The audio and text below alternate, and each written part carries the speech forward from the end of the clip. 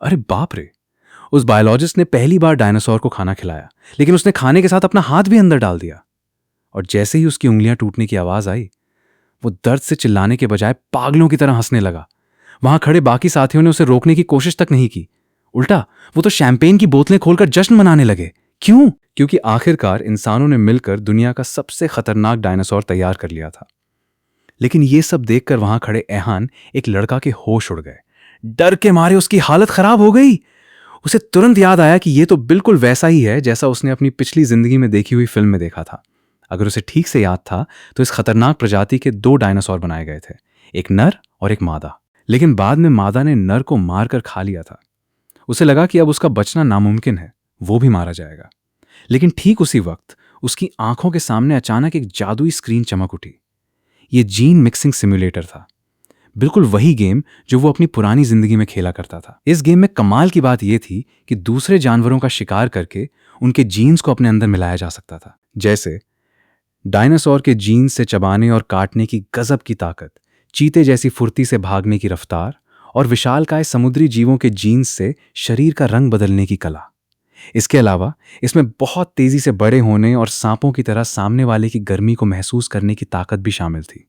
उसने अपने दिमाग में उन सभी ताकतों की एक लिस्ट बनाई जो इस वक्त उसके पास थी। वो अच्छी तरह जानता था कि अभी सबसे समझदारी का काम यही है कि वो चुपचाप बिना किसी की नजरों में आए अपनी ताकत को बढ़ाता रहे और सही मौका मिलते ही इस पार्क से रफू चक्कर हो जाए। क्योंकि अगर कहानी के हिसाब से देखा जाए तो आगे चलकर ये पूरा पार्क तबाही की तरफ बढ़ने वाला था। एक खतरनाक डायनासोर के बवाल की वजह से ये जगह पूरी तरह बर्बाद हो जाती। और तो और बाद में यहाँ का सो चुका ज्वालामुखी भी फटने वाला था, जिससे ये पूरा टापू ही खत्म हो जाता। तभी डॉक्टर साहब के चेहरे पर एक अजीब सी मुस्कान आई।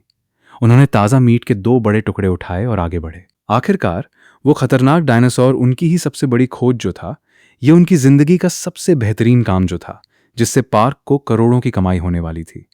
लेकिन जैसे ही वो उस छोटे डायनासोर को खाना खिलाने आगे बढ़े, उसने अचानक उछलकर अपने नुकीले और आरी जैसे दांतों से डॉक्टर साहब के हाथ पर हमला कर दिया। एक ही झटके में ऐसा लगा जैसे वो उंगलियां ही चबा जाएगा। हाथ से खून बह रहा था, लेकिन डॉक्टर साहब दर्द में भी हंसते हुए बोले, हाँ, बिल्कुल यही तो मैं चाहता था। ये सब देखकर लड़का समझ गया कि ये जीव पैदा होते ही कितना खूंखार और बेरहम है। उसने मन ही मन तय कर लिया कि उसे अपनी ताकत बहुत तेजी से बढ़ानी होगी, वरना वो इसके सामने टिक नहीं पाएगा। भले ही वो पहली बार कच्चा मांस खा रहा था, लेकिन एक डायनासोर के शरीर में होने की वजह से उसे इसका स्वाद बहुत मजेदार लगा। जैसे ही उसने मांस का टुकड़ा निगला, दिमाग में एक आवाज गूंजी। पेट भर जाने तक खाने के बाद भी वो कुल मिलाकर सिर्फ एक जीन पॉइंट ही जुटा पाया। उसने थोड़ा सोचा, अपना हाथ खुजलाया और एक तगड़ा प्लान बनाया। उसने उस एक पॉइंट को सीधे समुद्री जीव वाले तेजी से बड़े होने के हुनर पर लगा दिया। आखिरकार उन समुद्री जीवों की जिंदगी भले ही छोटी होती है, लेकिन वे बढ़ते बहुत रॉकेट की रफ्तार से हैं। एक बड़ा समुद्री जीव पैदा होने के बाद सिर्फ 50 दिनों के अंदर पूरा सयाना हो जाता है। यही वो ताकत थी जिसकी उसे इस वक्त सबसे ज्यादा जरूरत थी। जब तक वो खुद बड़ा और मजबूत नहीं होगा, तब तक अपनी जान कैसे बचाएगा? देखते ही देखते 3 दिन बीत गए। उसने दिन रात एक करके पूरे 10 जीन पॉइंट्स जमा कर लिए और बिना सोचे समझे उन सबको इसी तेजी से बड़े होने की ताकत में झोंक दिया। जैसे ही पॉइंट्स का मीटर फुल हुआ, उसके पूरे शरीर में एक गर्माहट सी दौड़ गई। अब उसकी ये ताकत दूसरे लेवल पे पहुंच चुकी थी, जिससे उसके बड़े होने की रफ्तार पहले से दोगुनी हो गई। वो खुशी से झूम उठा। उसका अंदाजा बिल्कुल सही निकला था। पहले इस ताकत को बढ़ाना ही सबसे समझदारी का फैसला था। मजे की बात तो ये थी कि पार्क के उस दूसरे खतरनाक डायनासोर के अंदर भी यही खूबी थी, जिसकी वजह से वो भी बहुत तेजी से बड़ा हो रहा था। लेकिन अब हमारे हीरो के बड़े होने की रफ्तार उस दूसरे डायनासोर से दोगुनी हो चुकी थी। उसने मन ही मन सोचा कि एक बार उसका शरीर उससे ज्यादा बड़ा और ताकतवर हो जाए, फिर उसके पास इंसानी दिमाग की समझदारी तो है ही। इन दोनों ताकतों के दम पर उसे फिर किसी का डर नहीं रहेगा। कुछ ही दिनों बाद दोनों डायनासोरों को जुरासिक वर्ल्ड पार्क ले जाने की तैयारी होने लगी। वे भाग न सकें, इसलिए उनके शरीर में एक ट्रैकिंग चिप लगा दी गई। पूरे रास्ते उन्हें एक बंद और मजबूत बक्से में रखा गया। इन इंसानों के लिए वो कोई जीता जागता जीव नहीं, बल्कि सिर्फ एक चीज थे। उन्हें देखकर साफ लग रहा था कि इंसान उन्हें सिर्फ पैसा कमाने और मुनाफा कमाने का जरिया समझते हैं। उसने भी खुद को समझाया कि जब वो अब इंसान रहा ही नहीं, तो आगे चलकर इंसानों के खिलाफ खड़े होने के लिए उसे दिमागी तौर पर तैयार रहना होगा। कुछ घंटों के सफर के बाद उन दोनों को पार्क के सबसे उत्तरी हिस्से में बने पिंजरा नंबर 11 फीट में पहुंचा दिया गया। ये कोई मामूली पिंजरा नहीं था। इसके चारों तरफ 12 मीटर ऊंची कंक्रीट और स्टील की मजबूत दीवारें थीं और बीच में मोटी कांच की खिड़कियां बनी थीं जहां से लोग देख सकें। अंदर कदम रखते ही चारों तरफ घना और गर्म जंगल दिखाई दिया। वो जान गया कि अब से यही उसका और उस दूसरे डायनासोर का ठिकाना होने वाला है। कहने को तो ये घर था, पर हकीकत में किसी जेल से कम नहीं था। उस दूसरे डायनासोर की तो बात ही छोड़िए, खुद उसे भी लगने लगा था कि अगर वो इस बंद जगह पर ज्यादा दिन रहा तो शायद वो भी पागल हो जाएगा। लेकिन इस वक्त यहां से भागने का सोचना बेवकूफ़ी होती। अगर वो किसी तरह यहां से निकल भी जाता तो बाहर के इंसान हथियारों और टेक्नोलॉजी के दम पर उसे बड़ी आसानी से दोबारा दबोच लेते। पिंजरे में आते ही वो दूसरा डायनासोर बुरी तरह बौखला गया। वो गुस्से में पूरे इलाके में चक्कर काटने लगा, कभी दीवारों पर अपने नुकीले दांत गड़ाता तो कभी अपने मजबूत पंजों से कंक्रीट को खरोंचने की कोशिश करता। दूसरी तरफ हमारा हीरो बिल्कुल शांत था। वो आराम से घूम घूम कर वहां के माहौल को समझने की कोशिश कर रहा था। जब उसने ऊपर लगे मोटे कांच की तरफ देखा तो भले ही वो आम आंखों से आर पार नहीं देख सकता था क्योंकि वो एक तरफा दिखने वाला शीशा था, लेकिन उसके पास सांप वाली खास ताकत थी। उस थर्मल विजन की मदद से उसने कांच के पीछे खड़े इंसानों के शरीर की गर्मी को साफ साफ पहचान लिया। लाल रंग के वे इंसानी निशान उसे साफ दिख रहे थे। कांच के पीछे खड़े वे लोग इस बात से बिल्कुल अनजान थे कि जिसे वे एक आम जानवर समझकर देख रहे हैं वो खुद उन्हें अपनी जादुई नजरों से भांप रहा है। खैर, उसने उन पर ज्यादा ध्यान नहीं दिया। हिसाब लगाया जाए तो आज उसे पैदा हुए पूरे 7 दिन हो चुके थे। इस एक हफ्ते में उसके डायनासोर वाले असली जीन्स अब दूसरे लेवल पर पहुंच चुके थे, जिससे उसकी मांसपेशियों की ताकत पहले से दोगुनी हो की थी। इन दिनों जो भी पॉइंट्स उसने कमाए थे उसने सबसे ज्यादा ध्यान डायनासोर वाली ताकत बढ़ाने पर ही दिया। तभी उसने अपने दिमाग में अपनी पूरी ताकत का मीटर चेक किया। नाम एहन लड़का, उम्र 7 दिन, नस्ल सबसे खतरनाक डायनासोर नर। सिर्फ एक हफ्ते के अंदर ही उसका शरीर काफी बड़ा और भारी हो चुका था। अगर तुलना की जाए तो वो दूसरा डायनासोर उसके सामने थोड़ा छोटा और कमजोर दिखने लगा था। इसके बावजूद उसने अपनी सतर्कता कम नहीं की। अब उसके सामने सिर्फ 2 ही रास्ते बचे थे। या तो वो इसे हमेशा के लिए रास्ते से हटा दे ताकि आगे कोई खतरा न रहे, या फिर उसे डरा धमकाकर अपना गुलाम बना ले। तभी उस दूसरे डायनासोर ने गुस्से में एक जोरदार दहाड़ मारी। जब उसे यकीन हो गया कि वो इस मजबूत पिंजरे को तोड़कर बाहर नहीं भाग सकता तो वो शांत होने ही वाला था कि अचानक दीवार के पीछे से मशीनों के चलने की जानी पहचानी आवाज आई। खाना देने का वक्त हो चुका था। वो हमेशा की तरह अपना खाना खाने के लिए आगे बढ़ा, लेकिन उसने देखा कि उस दूसरे डायनासोर ने पहले ही झपट्टा मारकर पूरे मटन भेड़ के मांस पर अपना कब्जा जमा लिया था। इतना ही नहीं, उसने उसकी तरफ देखकर बड़ी बेरहमी से एक खूंखार दहाड़ मारी, मानो कह रहा हो कि पास आए तो खैर नहीं, यानी सीधे सीधे धमकी। वो खाने को छुपाते हुए अपना हक जताने की कोशिश कर रहा था।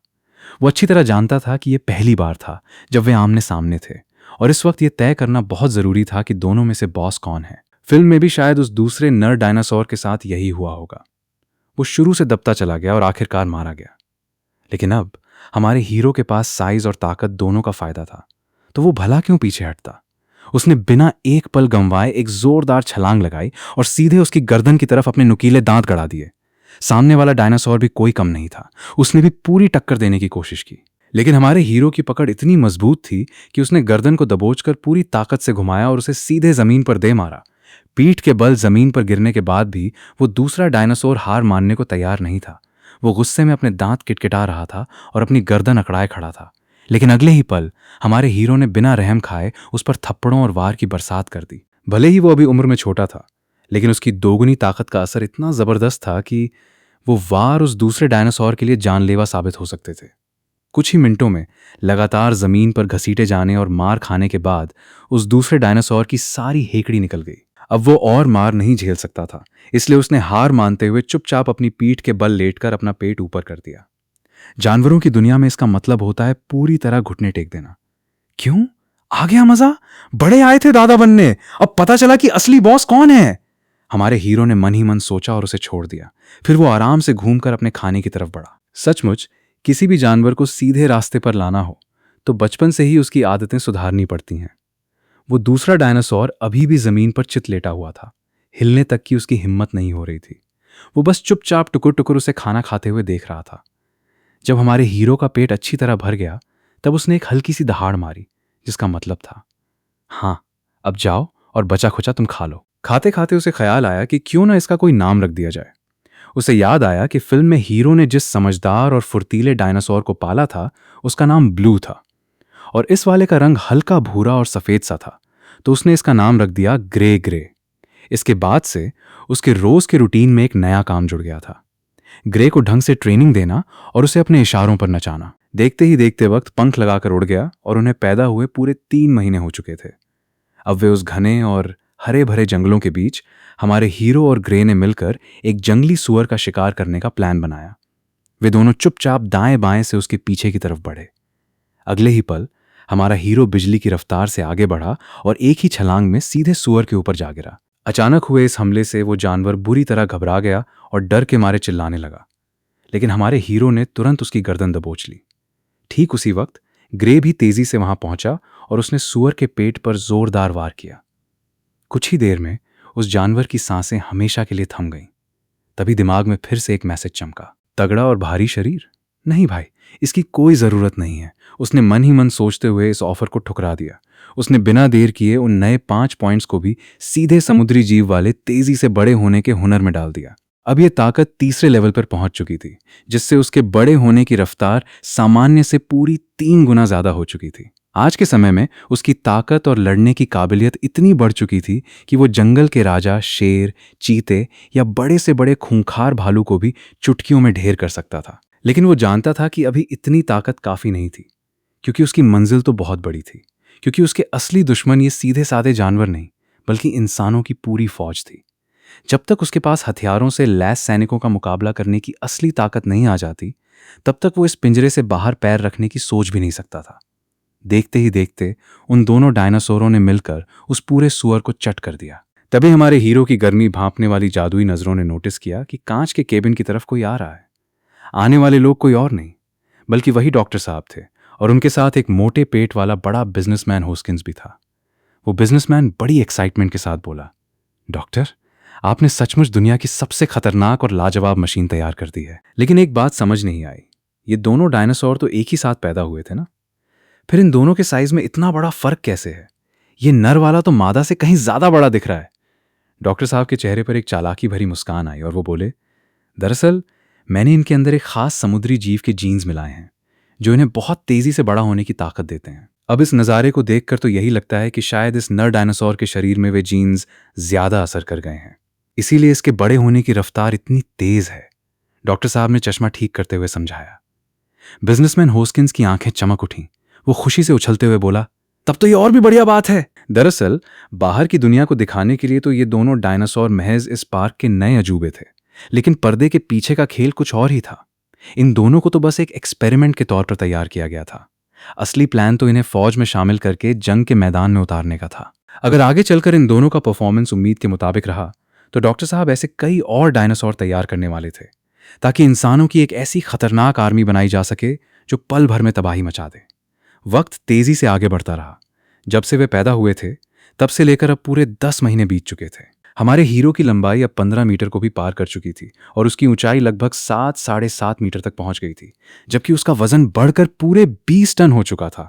यानी सिर्फ 10 महीने में ही वो इतना विशालकाय हो चुका था जितना फिल्म में दिखाया गया बड़ा डायनासोर भी अपनी पूरी उम्र में नहीं था।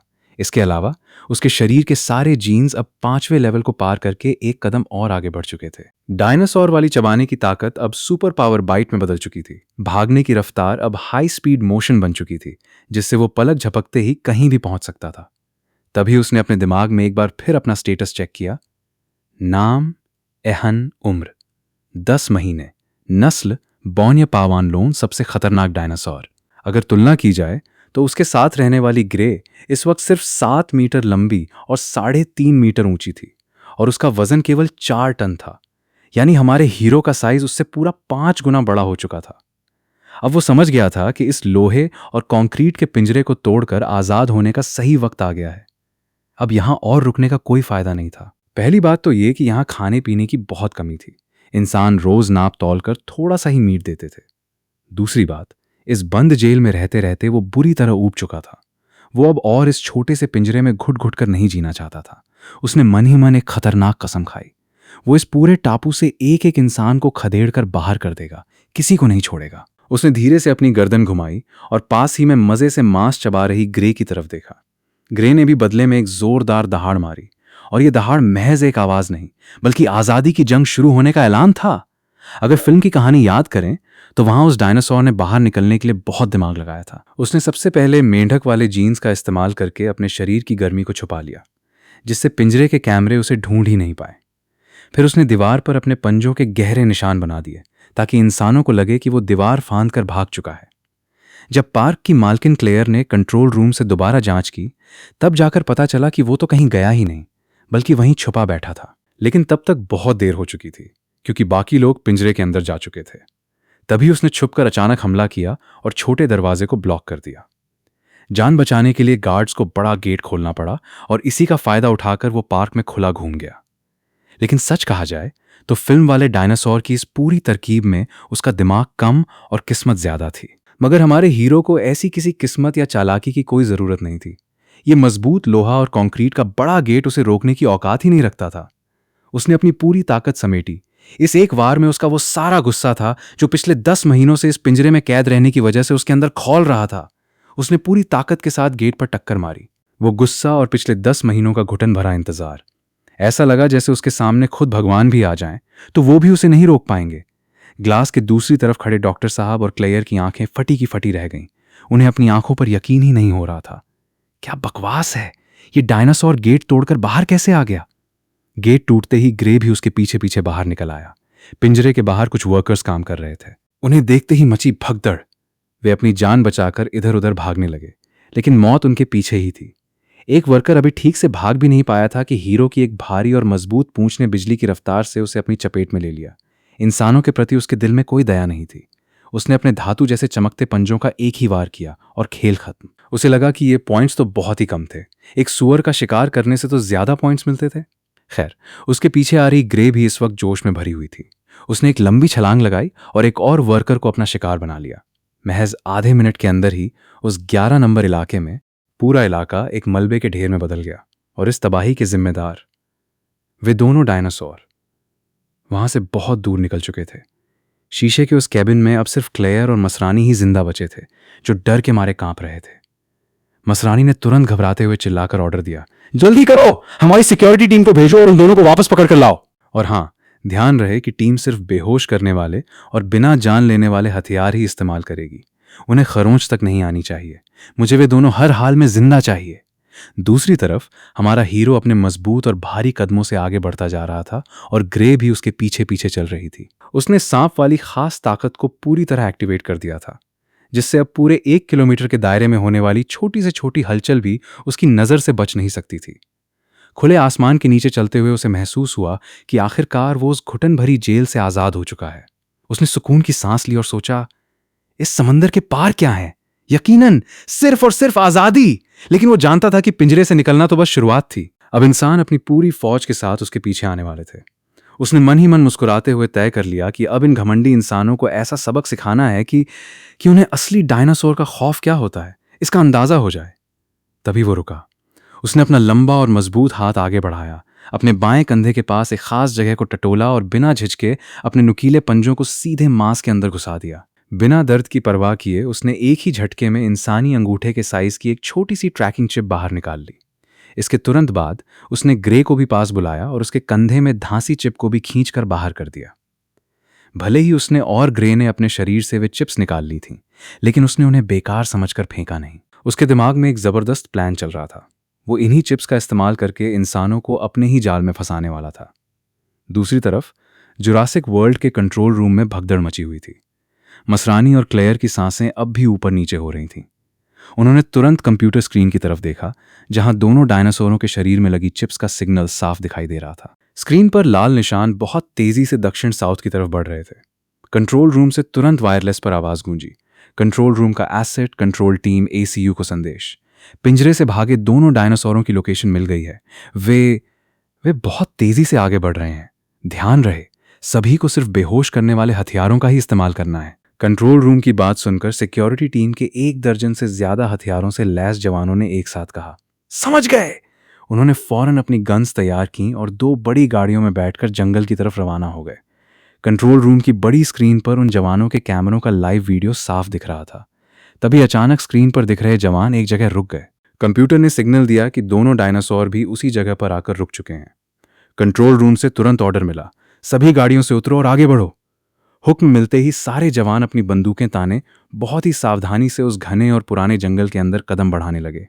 इस पहली टीम का लीडर एशिया का रहने वाला एक तगड़ा कमांडो था। उसने अपने सीधे हाथ पर एक खास घड़ी जैसी स्क्रीन पहन रखी थी, जिस पर डायनासोर की चिप का सिग्नल साफ दिख रहा था।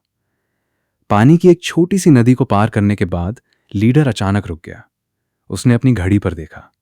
सिग्नल के मुताबिक वे दोनों बिल्कुल उसी जगह पर खड़े थे जहां ये टीम मौजूद थी। लेकिन जब उसने और उसके साथियों ने सिर उठाकर चारों तरफ देखा तो वहां दूर दूर तक कोई डायनासोर नजर नहीं आ रहा था। थर्मल स्कैनर गर्मी पहचानने वाली मशीन में भी कोई हलचल या लाल निशान दिखाई नहीं दे रहा था। सब कुछ बिल्कुल शांत था। लीडर को कुछ गड़बड़ लगी। वो हैरान ही था कि तभी उसकी नजर जमीन पर पड़ी। उसने तुरंत हाथ से इशारा करके अपने पीछे आ रहे जवानों को रुकने के लिए कहा। सामने झाड़ियों के पास दो अजीब सी धूसर सफेद ग्रेश वाइट चीजें पड़ी थीं, जो पहली नजर में पत्थर जैसी लग रही थीं। लेकिन जब उसने गौर से देखा तो उसके होश उड़ गए। वे पत्थर नहीं, बल्कि डायनासोर की चमड़ी और मांस के दो टुकड़े थे, जिन पर बड़े बड़े खुरदरे तराश स्केल्स बने हुए थे। कमांडो ने घुटनों के बल बैठकर उनमें से एक टुकड़ा उठाया। उस मांस से अब भी ताजा खून रिस रहा था। जैसे ही उसने उसे पलटकर देखा, उसके अंदर वही ट्रैकिंग चिप फंसी हुई थी, जिसकी लाइट अभी भी टिक टिक करके चमक रही थी। अरे, ये क्या चीज है? कंट्रोल रूम की बड़ी स्क्रीन पर यह नजारा देखकर मसरानी ने हैरान होकर पूछा। क्लेयर का चेहरा डर के मारे पीला पड़ चुका था। वो हकलाते हुए बोली, ये तो उन दोनों डायनासोरों की चिप्स हैं।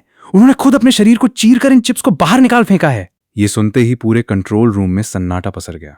तभी घने जंगल के बीच एक आवाज हुई। टप। एक ठंडी गाढ़ी खून की बूंद सीधे उस कमांडो के हाथ पर आ गिरी। उसने चौंक कर अपना हाथ देखा और फिर धीरे धीरे अपना सिर ऊपर की तरफ उठाया। ऊपर पेड़ों के घने और बड़े बड़े पत्तों से खून की बूंदें टपक रही थीं, मानो पूरा पेड़ ही खून से नहाया हुआ हो। और उन घने पत्तों के पीछे हवा का एक झोंका तक नहीं चल रहा था। फिर भी ऊपर के पेड़ अपने आप हिलने लगे। अगले ही पल कप्तान की आंखों के सामने घने पत्तों के बीच से एक बहुत बड़ा और खूंखार छिपकली जैसा सिर बाहर निकला। उसके ठीक पीछे उसका विशाल और डरावना पूरा शरीर सामने आ गया। क्यों भाई, डर गए ना? झटका लगा? दोनों डायनासोर पेड़ की ऊंचाई से इन छोटे छोटे इंसानों को ऐसे देख रहे थे जैसे कोई शिकारी अपने शिकार को देखता है। उनकी लाल लाल आंखों में एक ठंडी और जानलेवा चमक थी। कप्तान का दिमाग पूरी तरह सुन्न हो चुका था। उसके मुंह से आवाज तक नहीं निकल रही थी। अभी कप्तान कुछ सोच पाता, उससे पहले ही हमारे हीरो ने एक जबरदस्त छलांग लगाई। उसने अपना बड़ा सा मुंह खोला और एक ही झटके में कप्तान के आधे शरीर को दबोचकर सीधे अंदर निकल गया। उसे लगा कि चलो, इन हथियारों से लैस जवानों को मारने पर आम इंसानों के मुकाबले थोड़े ज्यादा पॉइंट्स मिल रहे हैं। दरअसल अभी कुछ देर पहले उसने अपनी रंग बदलने वाली ताकत और शरीर की गर्मी छुपाने वाले हुनर का इस्तेमाल करके खुद को पत्तों के बीच पूरी तरह गायब कर लिया था। अब यह साफ हो चुका था कि उसकी यह तरकीब 100% कामयाब रही। दूसरी तरफ पार्क के कंट्रोल रूम में कप्तान की धड़कन नापने वाली मशीन पर एक सीधी लाइन आ गई, यानी उसका खेल खत्म हो चुका था। यह देखकर मसरानी, क्लेयर और वहां मौजूद हर एक इंसान के होश उड़ गए। तभी वायरलेस पर बाकी जवानों की चीख पुकार गूंजी, हम पर हमला हुआ है, फायर करो, फायर करो। सिक्योरिटी टीम के बाकी जवान इस अचानक हुए हमले से बुरी तरह घबरा गए। उन्होंने आनन फानन में अपनी अपनी इलेक्ट्रिक गन्स तानी और अंधाधुंध गोलियां बरसानी शुरू कर दी। तभी टिक टिक करती हुई कई बिजली की सुइयां सीधे हमारे हीरो के मजबूत शरीर पर आकर लगीं। लेकिन इतने तगड़े झटके भी उसका कुछ नहीं बिगाड़ पाए। उसे ऐसा लगा जैसे शरीर की मांसपेशियों में हल्की सी झंझनाहट हुई हो, मानो कोई गुदगुदी कर रहा हो। इन बिजली के झटकों को पूरी तरह नजरअंदाज करते हुए उसने एक जोरदार दहाड़ मारी और सीधे जवानों की टोली की तरफ दौड़ लगा दी। 2-4 जवान जो अपनी जगह से हिलने तक का मौका नहीं पाए, वे उसकी इस भयंकर टक्कर से हवा में कई फीट ऊपर उछल गए और दूर जाकर पत्थरों पर गिरे। एक डायनासोर का तो पूरा शरीर ही जीती जागती मौत होता है, चाहे वो उसके भारी पैरों, पूंछ हो या नुकीले पंजे। महज 5 मिनट के अंदर अंदर वहां आए हुए उन 1 दर्जन से ज्यादा कमांडोज का काम तमाम हो चुका था। अब वहां सिर्फ एक आखिरी जवान जिंदा बचा था। अपने सभी साथियों की लाशें देखकर उसके हौसले पूरी तरह टूट गए। डर के मारे कांपते हुए उसने अपनी बंदूक वहीं जमीन पर फेंकी और जान बचाकर पीछे की तरफ भागा। लेकिन जैसे ही वो घबराकर पलटा, उसकी आंखों के सामने मौत बनकर खड़ी थी वही दूसरी छोटी डायनासोर, ग्रे। उस जवान के सामने ग्रे का विशाल और भयानक जबड़ा था, जिसके नुकीले दांत किसी छुरी की तरह चमक रहे थे। जैसे ही उसने अपना मुंह बंद किया, उस जवान की दुनिया हमेशा के लिए काली हो गई। इस पूरी टीम को ठिकाने लगाने के बाद हमारे हीरो के पास अब 50 से ज्यादा जीन पॉइंट्स जमा हो चुके थे। उसने सोचा कि इन्हें अभी खर्च करना ठीक नहीं है, इन्हें बचाकर रखना ही समझदारी है। शायद आगे किसी बड़ी मुसीबत के वक्त ये पॉइंट्स उसकी जान बचा लें। इधर कंट्रोल रूम का नज़ारा कुछ और ही था। एक एक करके सभी जवानों की धड़कनें बंद होने का सिग्नल स्क्रीन पर साफ दिख रहा था। पूरा कंट्रोल रूम इतनी खामोशी में डूबा था कि सुई गिरने की आवाज भी सुनाई दे जाए। सब के सब सन्न थे। एक कर्मचारी ने कांपती आवाज में पूछा, सब सब खत्म हो गए? अब हम क्या करेंगे? कोई कुछ नहीं बोला। क्लेयर ने अपने मालिक मसरानी की तरफ देखा। मसरानी ने गुस्से और डर के मारे अपना जबड़ा भींच लिया और चिल्लाकर बोले, दूसरी सिक्योरिटी टीम को फौरन बुलाओ और इस बार उन्हें बेहोश करने वाली गोलियां नहीं बल्कि असली गोलियां, लाइव एम्यूनिशन लेकर जाने को कहो। पूरे जंगल को छान मारो। जहां भी वे दोनों दिखें उन्हें बिना किसी रहम के खत्म कर दो। मसरानी को आखिरकार हार माननी ही पड़ी। जो 2 डायनासोर कभी उसकी कमाई का जरिया थे, अब वे हाथ से निकल चुके थे। भारी नुकसान से बचने के लिए उसने उन्हें हमेशा के लिए मिटा देने का आदेश दे दिया। उधर जंगल के दूसरी तरफ पेड़ों की घनी छाया से बाहर निकलते हुए सूरज की सुनहरी किरणें सीधे जमीन पर पड़ रही थीं। चलते चलते हमारे हीरो और ग्रे आखिर उस घने जंगल से बाहर निकल आए। उनके सामने एक बहुत ही विशाल और खुला मैदान फैला हुआ था। ये वही इलाका था जहां शाकाहारी डायनासोरों को रखा जाता था। वहां चारों तरफ हजारों डायनासोर घूम रहे थे। कोई अपने भारी भरकम शरीर पर लोहे जैसी मजबूत खाल आर्मर लिए हुए था, तो कोई घास चरने में मस्त था। इन दोनों के लिए तो ये पूरी जगह एक खुला हुआ शिकार का मैदान, हंटिंग ग्राउंड था। भले ही हमारे हीरो ने अब तक कई जानवरों के जीन्स अपने अंदर मिला लिए थे, लेकिन उसे एहसास हुआ कि अभी भी बहुत कुछ सीखना और हासिल करना बाकी था। उसकी सबसे बड़ी कमजोरी उसका शरीर था। वो भले ही तेज और ताकतवर था, लेकिन उसकी सुरक्षा, डिफेंस अभी भी उतनी मजबूत नहीं थी। अगर कोई बड़ा डायनासोर जोरदार वार करे तो उसे चोट लग सकती थी। इस कमी को दूर करने के लिए उसे और भी ज्यादा जानवरों के जीन्स की जरूरत थी, ताकि वो खुद को और भी मजबूत बना सके। उसने तय कर लिया, पहला शिकार तुम ही हो। उसने दूर घास चर रही 3 एंकिलोसॉरस, जिनकी पीठ पर पत्थर जैसी मोटी परत होती है, को अपना निशाना बनाया। लक्ष्य तय होते ही उसने अपनी पिछली टांगों पर पूरा जोर डाला और एक रॉकेट की तरह हवा में उछल पड़ा। उसकी भारी भरकम देह ने तेज हवाओं को चीरते हुए आगे की ओर छलांग लगाई। धीमी रफ्तार वाले उन डायनासोरों को तो भनक तक नहीं लगी कि मौत उनके करीब आ चुकी है। जब तक उन्हें उस खूंखार शिकारी का पता चला, वे हड़बड़ाकर भागने लगे। जमीन उनके भारी कदमों से थर्रा रही थी। हीरो ने सिर्फ 3 लंबे कदम लिए और सबसे पीछे चल रहे डायनासोर के पास पहुंच गया। उसने पूरे वेग से उस पर एक जोरदार टक्कर मारी, जिससे वो जीव सीधे उल्टा होकर जमीन पर गिर गया। अब उसका पेट, जिस पर कोई मजबूत कवच नहीं था, पूरी तरह खुला हुआ था। हमारे हीरो ने बिना एक पल की देरी किए सीधे उसके कोमल पेट पर अपने दांत गड़ा दिए। उस जीव की जान तो नहीं निकली, लेकिन उसकी हिम्मत पूरी तरह टूट चुकी थी। उसने एक शिकार को गिराने के बाद बिना रुके दूसरे पर धावा बोल दिया। जब बाकी बचे हुए डायनासोरों ने देखा कि ये शिकारी उन्हें छोड़ने वाला नहीं है, तो उनकी हालत खराब हो गई। उन दोनों ने भागना छोड़ दिया और वहीं रुककर मुकाबला करने की ठान ली। उन्होंने पूरी ताकत से अपनी भारी और गदा जैसी पूंछ को हवा में लहराया, जो सीधे हमारे हीरो के पैरों पर वार करने के लिए आगे बढ़ी। एंकिलोसॉरस की पूंछ का वार कोई मजाक नहीं था। अगर वो सीधे पैर पर लग जाता तो पल भर में हड्डी के टुकड़े टुकड़े हो जाते। लेकिन यहां हमारे हीरो के काम आई उसकी चीते जैसी फुर्ती। जैसे ही उसने उन दोनों को पूंछ लहराते देखा, वो चालाकी से 2 कदम पीछे हट गया। जैसे ही उनका वार खाली गया और वे संभल पाते, उसने दोबारा उसी तरकीब का इस्तेमाल किया। उसने पूरी ताकत से उनमें से एक को जमीन पर पलट दिया और अपने लोहे जैसे मजबूत पंजों से उसके पेट को चीर कर रख दिया। अब आखिरी बचा हुआ डायनासोर भी उसके चंगुल से बच नहीं सका। देखते ही देखते वे तीनों साथी एक ही कतार में जमीन पर ढेर हो गए और उनकी सांसें हमेशा के लिए थम गईं। तभी उसके दिमाग में एक नया और धमाकेदार मैसेज फ्लैश हुआ। बिना किसी झिझक के उसने तुरंत हाँ में जवाब दिया। अगले ही पल उसके शरीर के अंदर हड्डियों से एक गर्माहट की लहर उठी, जैसे उसके अंदर कोई लावा दौड़ रहा हो। उसकी आंखों के सामने ही उसके शरीर की चमड़ी बदलने लगी। जो धूसर सफेद खाल पहले थोड़ी नरम थी, अब वो पत्थर जैसी सख्त और मोटी हो चुकी थी। उस पर हड्डी जैसी मजबूत परत जम गई थी और ऊपर से नुकीले खंजर जैसे कांटे भी निकल आए थे। उसके पास जो भी जीन पॉइंट्स बचे थे, उसने बिना सोचे समझे उन सबको इसी नई ताकत में झोंक दिया। देखते ही देखते उसकी हड्डियों के कवच वाली ताकत लेवल 4 तक पहुंच गई। अब उसके शरीर की चमक और मजबूती पहले से कहीं ज्यादा खतरनाक और अभेद्य हो चुकी थी। पेट पूजा करने के बाद उसने ग्रे को इशारा किया, जो पीछे पीछे दुम हिलाते हुए चल रही थी। वे दोनों फिर से आगे के सफर पर निकल पड़े। वो जानता था कि इंसानों की अगली फौज बस आने ही वाली है, इसलिए उसे एक पल भी बर्बाद नहीं करना था। उसे और भी ज्यादा शिकार करने थे ताकि खुद को और भी घातक बनाया जा सके।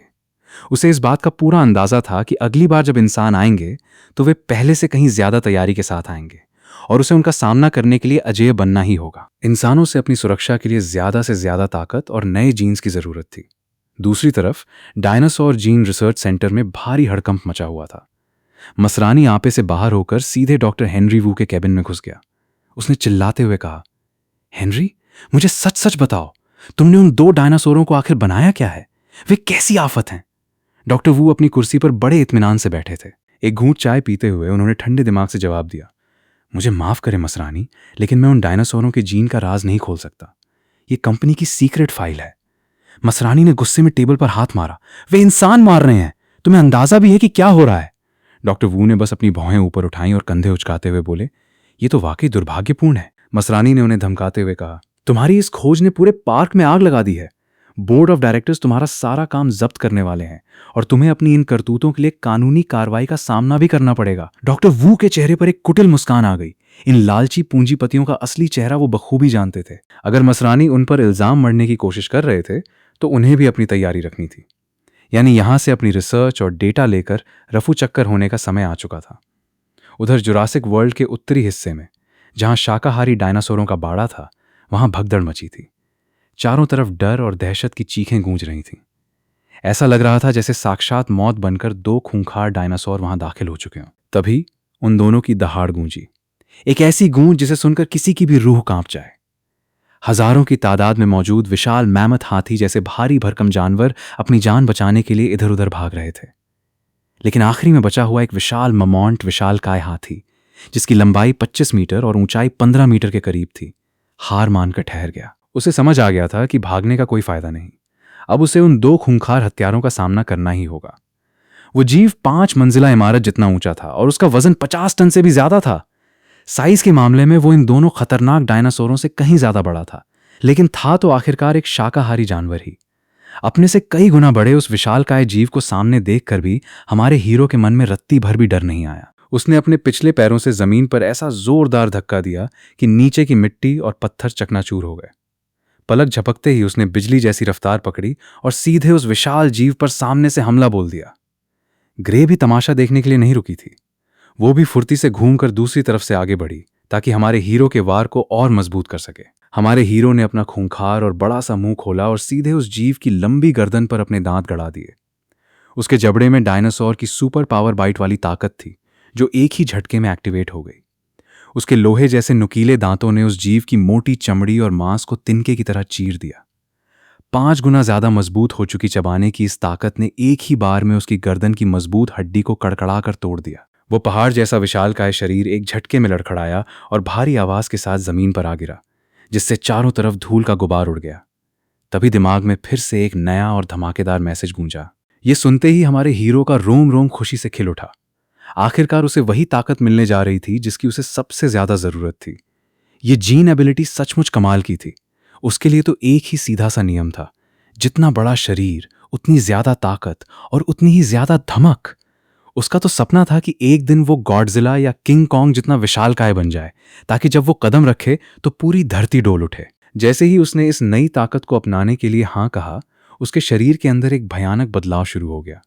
उसे ऐसा महसूस हुआ जैसे उसका पूरा शरीर एक धधकते हुए ज्वालामुखी में बदल गया हो और उसकी रगों में बहने वाला खून उबलता हुआ गर्म लावा बन चुका हो। उफ, ये दर्द तो बर्दाश्त से बाहर है। दर्द की एक भयानक लहर उसके पूरे वजूद को झकझोर गई। उसने अपने मजबूत जबड़ों को भींच लिया, लेकिन दर्द इतना गहरा था कि उसके हलक से एक बेहद दर्दनाक और भारी दहाड़ निकल ही गई।